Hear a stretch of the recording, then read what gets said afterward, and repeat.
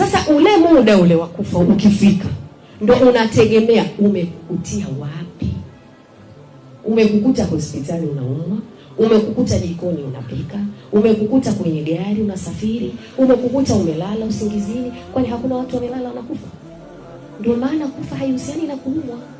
Hakuna mtu unasikia alikuwa anavuka tu hapa barabara, pikipiki imemgonga kafa. Gari imetokea ajali, watoto wamepona kafa mmoja.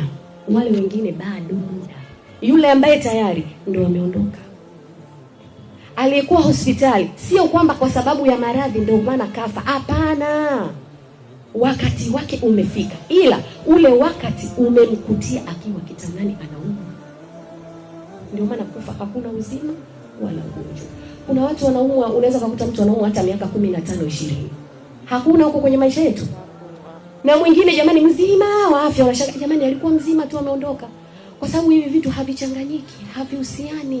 Kifo ni kifo tu na ni lazima kila mmoja wetu akipitie.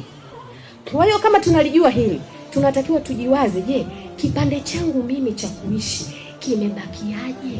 Kina ukubwa wa kiasi gani?